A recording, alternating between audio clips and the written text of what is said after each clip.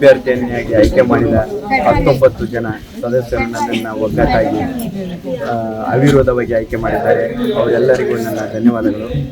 ಮತ್ತು ಹಾಗೆ ಈ ಒಂದು ಪ್ರಕ್ರಿಯೆಯಲ್ಲಿ ಸಹಕರಿಸಿದಂಥ ಎಲ್ಲ ಗ್ರಾಮಸ್ಥರು ಮತ್ತು ತಾಲೂಕು ಪಂಚಾಯತಿ ಅಧ್ಯಕ್ಷರಾದಂಥ ಉಮೇಶ್ರವರು, ರಾಜೇಗೌಡರವರು, ಮಂಜುನಾಥ್ ಅವರು ಹಾಗೂ ಇನ್ನುಳಿದ ಎಲ್ಲ ಗ್ರಾಮದ ಎಲ್ಲ ಮುಖಂಡರುಗಳು ಹಾಗೂ ಪತ್ರಿಕಾ ಮಾಧ್ಯಮದವ್ರಿಗೂ ನನ್ನ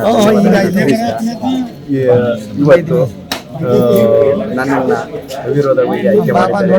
ಉಳಿದ 5 ತಿಂಗಳ ಅವಧಿಯಲ್ಲಿ 5-6 ತಿಂಗಳ ಅವಧಿಯಲ್ಲಿ ಕಡಿಮೆ ಅವಧಿಯಲ್ಲಿ ನಾನು ಸರ್ಕಾರದಿಂದ ಬರುವ ಅನುದಾನಗಳನ್ನು ಸಮರ್ಪಕವಾಗಿ ಬಳಸಿಕೊಂಡು ಮೂಲಭೂತ ಸೌಕರ್ಯಗಳ ಬಗ್ಗೆ ಹೆಚ್ಚು ಒತ್ತನ್ನು ನೀಡಿ ಎಲ್ಲ ಸದಸ್ಯರ ಅಭಿಮತದ ಮೇರೆಗೆ ನಾನು ಒಗ್ಗಟ್ಟಾಗಿ ಅವ್ರನ್ನ ಕರ್ಕೊಂಡು ಮತ್ತು ಯಾವುದೇ ಭಿನ್ನಾಭಿಪ್ರಾಯ ಇಲ್ಲದೆ ಅವ್ರನ್ನ ನಡೆಸ್ಕೊಂಡು ಹೋಗ್ತೀನಿ ಅಂತ ನಾನು ಈ ಸಂದರ್ಭದಲ್ಲಿ